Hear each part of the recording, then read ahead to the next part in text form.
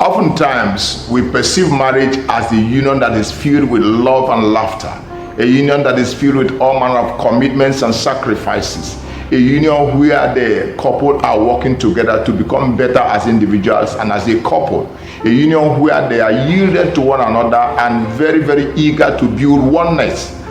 But the reality of marriage is oftentimes different too, because of the challenges we face. And the reason why I'm doing this edition is simply because sometimes in marriage you may think that the grass is greener on the other side, but it's not always so. We need to look at what is happening in other families so that at least we know that in our conflicts with our spouses, we are not alone. There may be some other things that are going on that are even more tragic than what we are presently facing. The topic we are discussing this morning is, if you are the man, what will you do?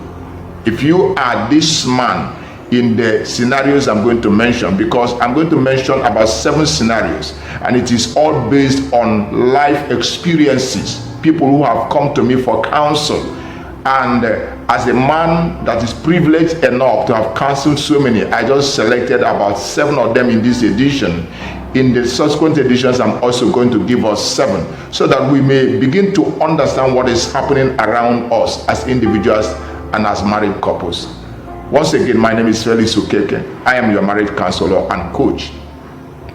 The first scenario I'm going to mention today is a couple that came to me. I will call them the silent treatment or the silent couple. They came to me and the man was bitterly complaining. This woman, when they got married, she was a very vibrant person.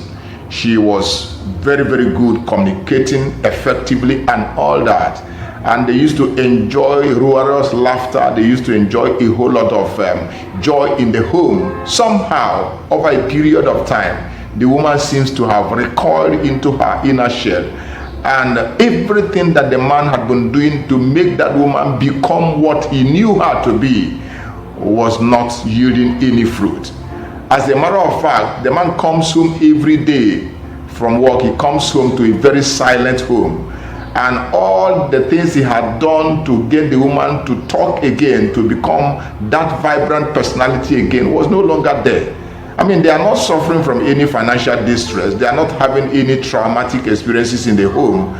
But what made the woman simply become an introvert? What happened over a period of time, the man cannot really discern. He has asked, he has done all manner of things. He has involved the parents of the woman. He has done all manner of things. He even involved a counselor in the process.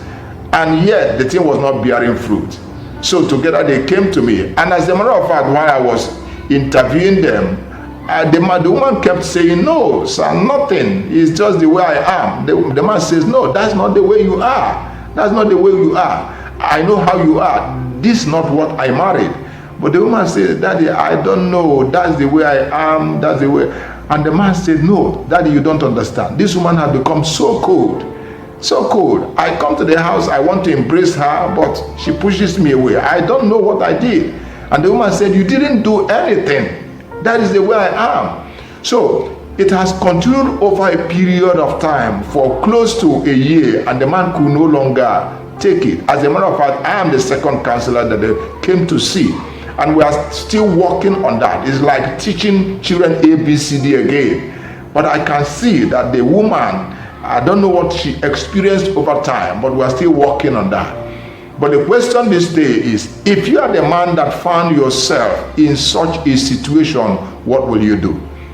And as a man that is watching this, please, in every scenario I mention, please just note it and communicate back to me, because I want to hear the voices of my men out there, people who are husbands of one woman out there. I want to hear your voices. I want to know what you will do in such circumstance, because the man I'm talking about is almost having it over his head. So I would like to hear from you. Now, the second scenario is this couple that also came one of these days like that. And what was the problem? The problem was what I call emotional betrayal. The woman developed a friendship, I will call it a friendship, with a member of the opposite sex, with another man out there. Not that they are sleeping together, because there's no evidence to that effect. And the woman is not hiding the relationship from the husband. She keeps telling the husband, no, we are just friends. I'm just friendly with him. There is nothing between us. You can ask him. I mean, she's not hiding it. But the woman is emotionally involved with this man to the level whereby they can talk at the wee hours of the night. Even when she's sleeping with her husband, the man calls her. And the woman can spend the next 1 hour talking with him. So the man is growing jealous. You know, sometimes also the man can text her. Sometimes they talk. The woman does not hide the phone calls. And somehow the man has tried to confront her. What is happening? What is going on? And the woman says, there's nothing going on, darling. It's just a friend. We met somewhere, and we are just friends. There's nothing about it. Don't be offended. Don't be angry. But the man is not taking it easy. You understand? So one thing happened the other day. They were at dinner. That is where the thing became more explosive. They were at dinner, and somehow the woman received a call from the same man. And what did the woman do? She just washed her hand and said, darling, please, I'm coming. And the husband says, sit down and finish your dinner. First of all, the woman said, no, this is very important. And the woman took off, picked the key, and zoomed off. And came back almost about 2 hours later, about 10 p.m., and said that the guy was locked in a police station for one thing or the other, and was calling her to help him come out of incarceration. And she has to zoom up to help him.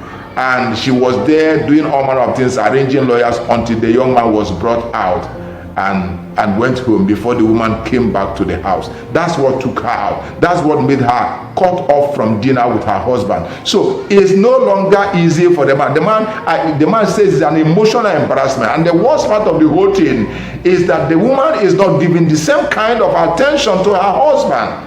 But she keeps telling the husband, I and this guy, we are not sexually involved. It's just a friend. It's just a friend. And the man says, no, I don't like that kind of friendship. So if you are the man involved in such a relationship, because this is that's the second couple that came to me, and that's what they are facing. If you are the man that is involved in that kind of marriage with such a woman, what will you do? That's my second one. That's my second one, actually.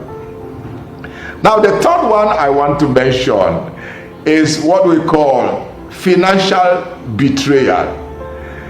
The man was enjoying a wonderful marriage with his wife, and the woman was also in a good, wonderful time with the husband. But somewhere along the line, some officials from a bank came calling one day, and the man brought them in, only for the man to realize that the woman had borrowed a huge sum of money from the bank. And as if that's not enough, while they were still mulling over that very particular issue, and another one came calling from a microfinance bank. The woman had also borrowed some tidy sum from the microfinance bank. And the man cannot see anything that the woman has done with the money. I mean, when they began to interact and talk, the man suddenly discovered that the woman was gambling. Some of the money she borrowed from these financial institutions was actually using it for gamble, and has lost a whole lot of the money. And the man himself was noted down as one of the guarantors, even though the document was not even signed. So another person also guaranteed the sum for her. So it's a big problem, because the institutions are coming and knocking and harassing them, and the man cannot he can't understand how his wife had borrowed a couple of millions from these two banks and cannot yield it for any viable enterprise. And yet the whole weight is upon him as a man, because these people are coming and knocking at his doors, and the woman is running inside the home, and the man is like the one facing the whole pressure. So the stress is becoming too much, and the man is actually feeling within himself, should I push this woman away to go and take care of her, whatever, because I cannot continue in this? And the woman is busy begging the man, please hold on, we can sort this out. But the man, even in his own financial state, the man does not see how he's going to cop out these millions to take care of these debts. So it's a big issue between the family, and this is a couple that already have close to 4 children. They have 4 children really in their relationship. So if you are the man that is involved in this kind of situation, what will you do? That's my third scenario. If you are yet to subscribe to my channel, please do so immediately. Look at this red button by my side, click on it and get subscribed. The fourth one, really, I call it the neglected vision. And what do I mean by that? This couple came to my office, and when you look at the woman in question, she was well dressed, looking very ravishing, wonderful woman, really. Then you look at the man was okay, but you can see that there's something missing somewhere. And when they sat down and we began to discuss, I discovered that the man was convinced in the middle of the relationship. I think they were already about 5 years in the relationship, and the woman was like moving up in the ladder in politics, you know, and she convinced her husband to drop whatever she's doing as a vision and back her up in her political move. You know, let's take for instance Kamala Harris and her husband Doug. It's like Kamala, you know, telling Doug, please hold on in whatever you are doing, help me when I become president of the United States. Then of course we can see what we have to do with your vision. So the woman convinced her husband to calm down in whatever he's doing and enable her to move up the ladder. You know, so the man decided, oh, my wife's vision is wonderful and she's moving and she needs my support, really. So what the man did is that he folded his business enterprise and began to focus on helping the woman attain her heights. Eventually, the woman continued moving up the ladder until at a point she actually became Minister of the Federal Republic of Nigeria. She became a minister. Now, when she became a minister and she was feeling fulfilled right now, so the man now decided to move over to her and say, now you have attained at least a certain height. What remains is the presidency, but you have attained the height of a minister.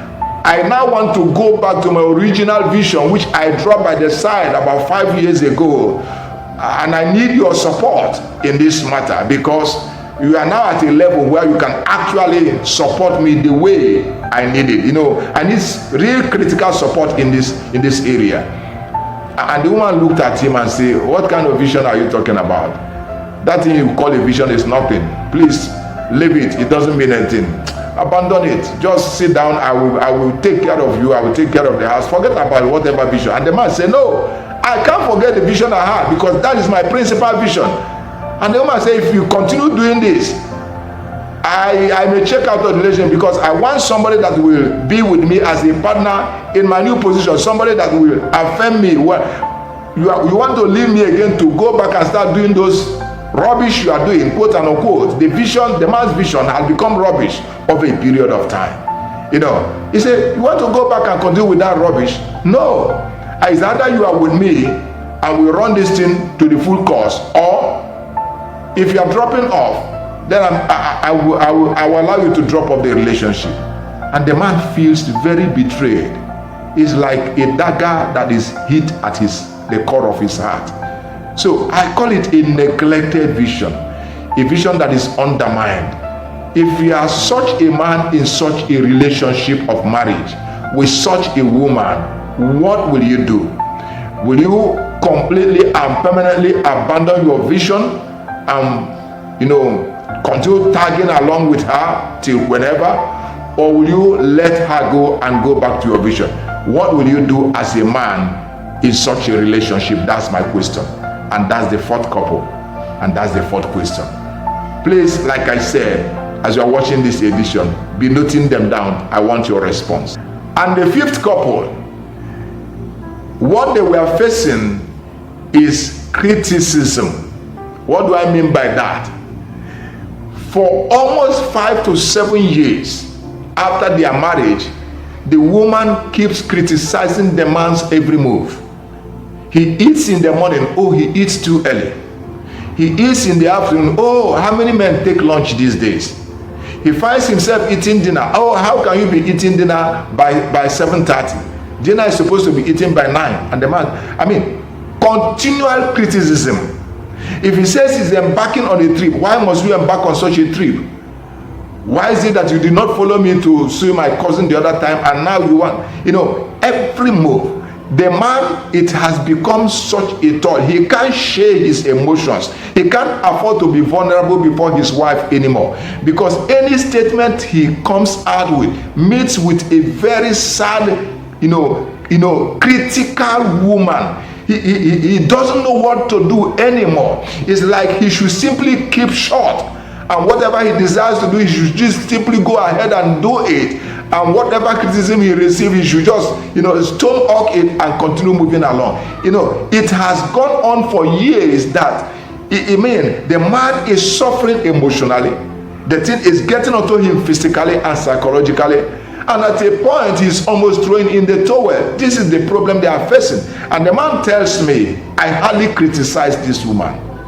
I even try to motivate her, and I seek same in return, but she does not feel like in any way. She has never motivated me to achieve any end. Even when I'm doing the right thing, that everybody is busy, if everybody is busy motivating and congratulating me, when my wife comes, she will always see the dark side of it.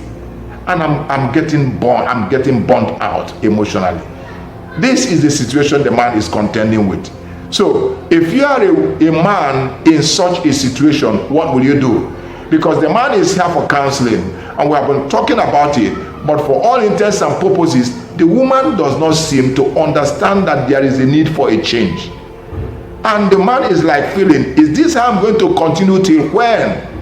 Life is for the living. And if I continue with this, I may die before my time. So, it's a whole lot of ball game. I want to also add that the woman does not only criticize her husband, she criticizes her children.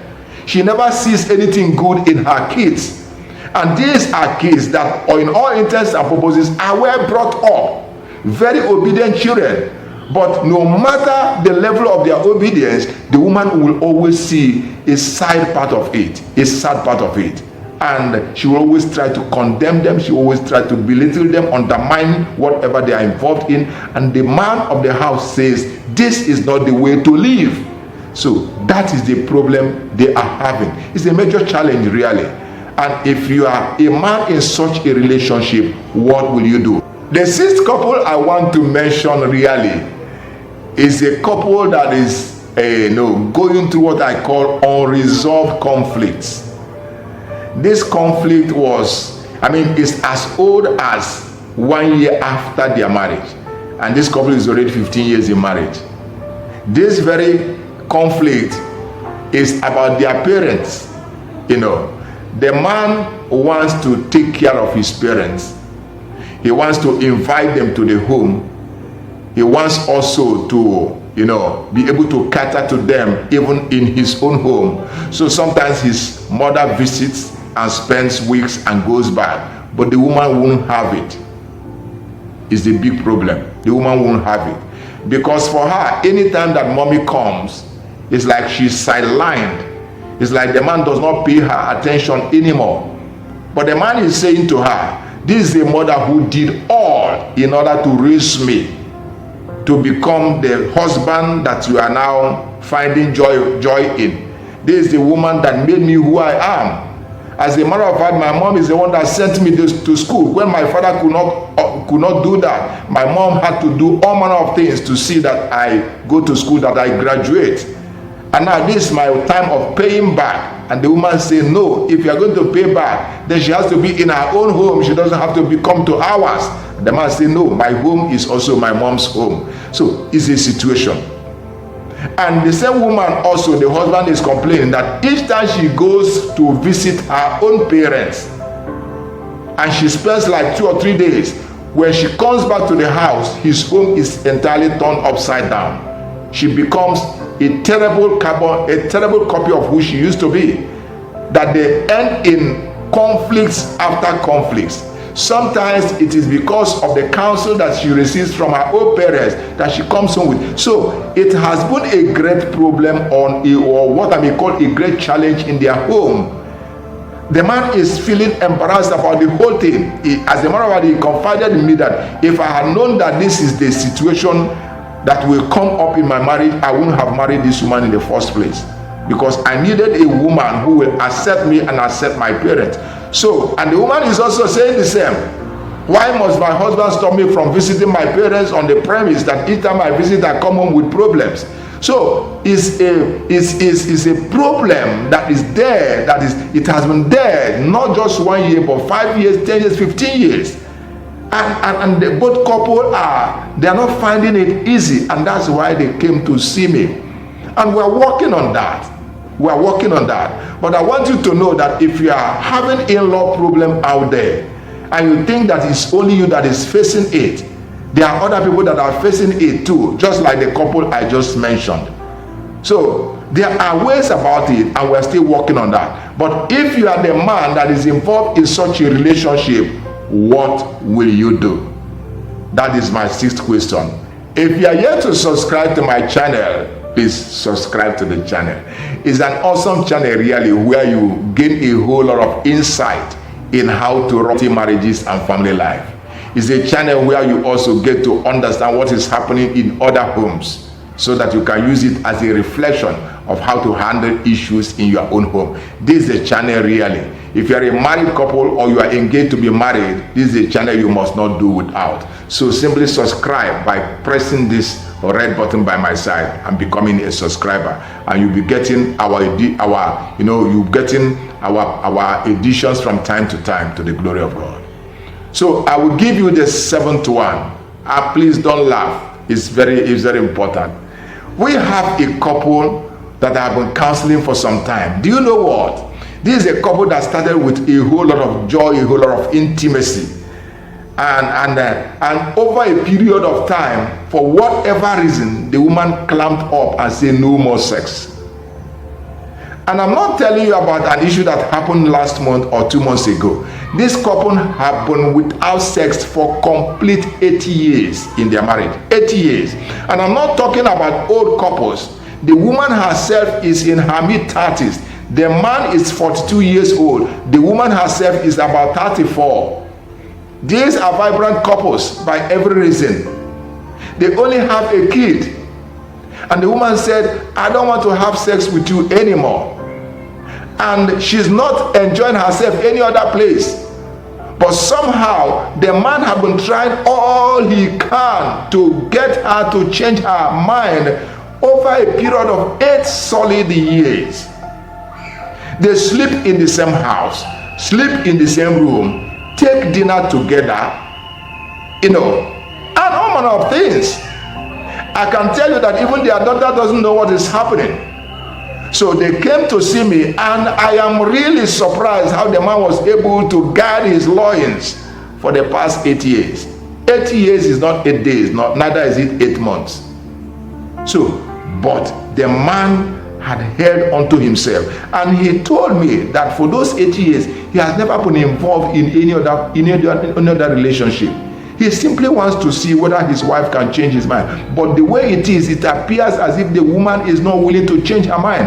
I confronted, I interviewed, I talked, I mediated, I listened to the woman. What is the problem?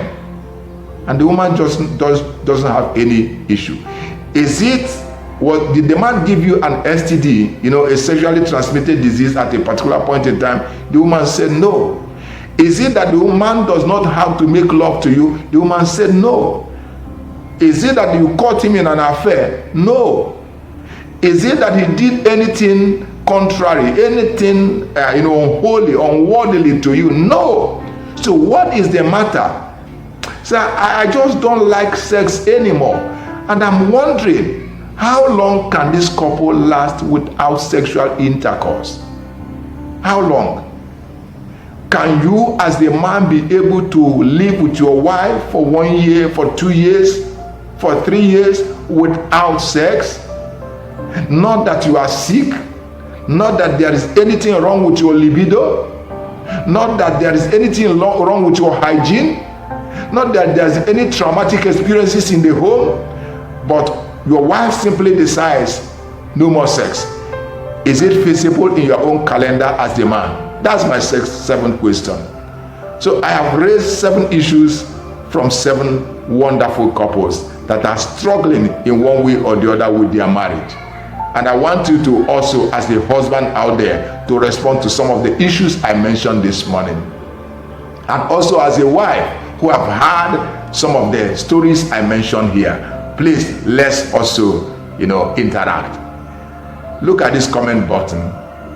Pen down your comment. Let me have your views concerning some of the issues I mentioned here.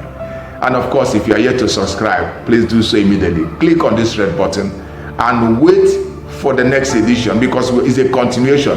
I just gave you 7 today. 7 will come next week.